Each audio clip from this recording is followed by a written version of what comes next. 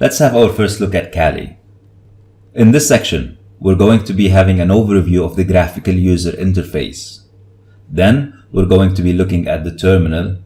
And last but not least, we're going to be having a detailed view of the directory structure. So let's get straight into it. Let's have a look at the GUI. GUI stands for Graphical User Interface, and it's basically the graphics that you see in front of you on the screen. The opposite of that would be the text-based interface, which is the terminal that we're going to be looking at later on. So I'll start with the top right-hand corner. The power button here obviously is to shut down the machine or log out the machine.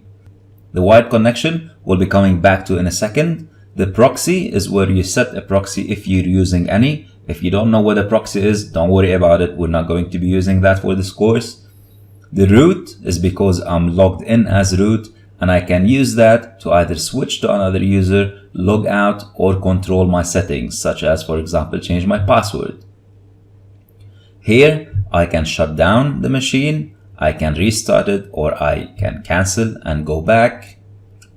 I can also lock the machine if I wish so. So if I'm leaving it unattended, I can do that, or I can change the settings. These are the settings for my system, and I can do things such as change the background, control my privacy, change the display resolution, add and remove users, change the time and date, and so on and so forth. We're going to be changing a couple of those in a moment. The second icon here is for my network connectivity. And this is where I can control my network interface settings. If you remember, in Windows, at one point during our Hacking for Beginners course, we changed our DNS settings and we saw what our IP address and so on. This is the graphical way to do it on Linux. If I go to wired settings, I can see what my IP address is, what my default root is, what my DNS is, and if I wish so, I can change those and I can manually set them.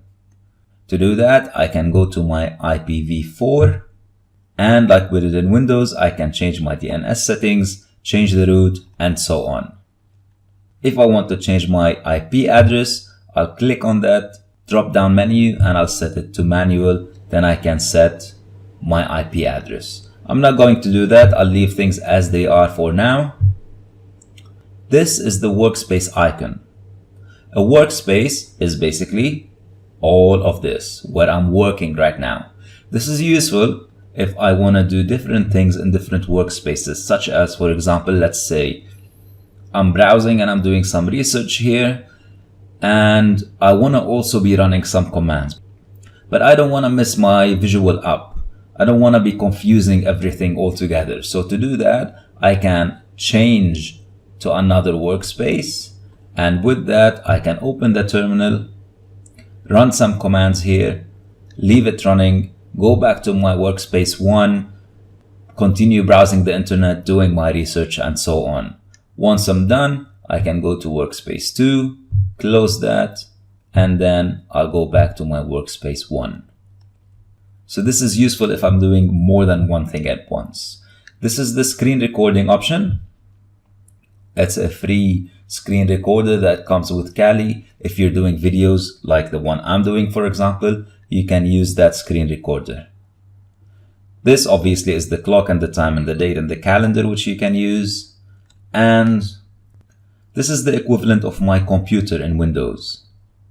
If I click on computer, I can see all my files and directories, and I can browse through them, visiting different locations. We're going to see what all that means in this section. And last but not least, this is what makes Kali unique and different. These are all the penetration testing tools and the forensics tools that we talked about earlier. Over 300 of those are split into different categories. They're all under the applications menu. Now remember, in the Hacking for Beginners course, when I told you really don't need to know every single tool, there's actually no way for you to remember and memorize every single tool. Tools come and go and new ones come up every day, and even with Kali you'll see that tools are being added and removed. For example, earlier on when Kali was called Backtrack, it came with Nessus that we saw in the previous course. Now it doesn't come with Nessus anymore, it comes with something different. But what is important for you, and I re-emphasize this now again in this course, is that you know distinctively what these categories mean. What password attacks are, what web application analysis is, what vulnerability analysis is, and so on. For example, in information gathering, you'll see that we have Nmap, which is one of many tools here. We've already seen Nmap in the Hacking for Beginners course. You will also see Nmap under the vulnerability analysis category. Reason being is that Nmap can be used for both, for information gathering and for vulnerability analysis. Towards the end of the course, we're going to be seeing how we can use Nmap to do some password brute forcing as well. So don't get hung up on all of these tools. If you want to try all of them, by all means, knock yourself out. Spend as much time as you want. This is the way you learn. But that doesn't necessarily mean that you have to memorize all of those. All right, let's move on. This on the left-hand side, this is the favorites bar. These are all my favorite tools that I use. You can add and remove to this bar. So for example, if I don't want to be using Firefox anymore, I can right click and remove it from my favorites. And I get a message that says it's been removed. I can undo, for example, if I change my mind, or if I want to later on add it, I can do that. At the end of the favorite bars, there are two important things that I want to talk about. One is the tweak tool, and this is where I can change the look and feel of my Kali in so many different ways. I can change the appearance, the desktop look, the background, the fonts, and a whole bunch of other things. I'm not gonna go through all of these. They are intuitive. You can try them out for yourself and change whatever you want. The important thing to notice here though is that whenever I change something, it automatically changes. Unlike Windows, there is no option to say apply or OK. It just automatically changes. So I just changed my appearance here by mistake. I'll just leave it as it is. It doesn't matter, right? But notice how the top bar has changed. It now looks a little bit different. So I'll close that. The other thing that's important here is my applications menu. If I click on show applications, I'll see a list of all the applications on the system. On the right hand side, you can see that there are 3 pages. I can either click on those or I can scroll up and down with my mouse.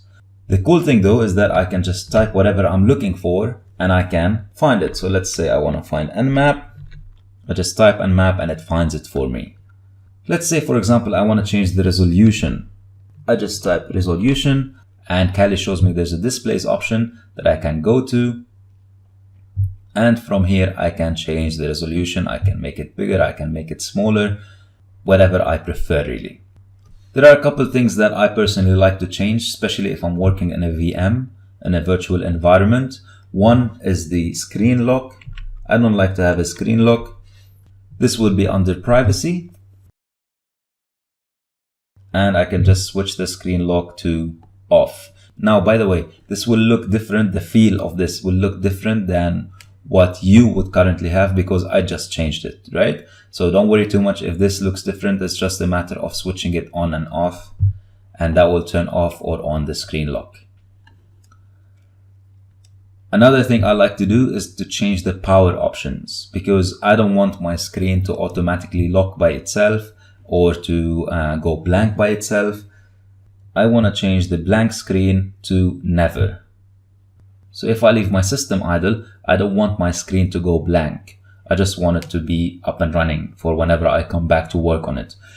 Now, obviously, this isn't the most secure configuration. I'm leaving my screen without any lock. I'm leaving it up and running. If I leave it unattended, anybody can come sit down on my terminal and start playing around.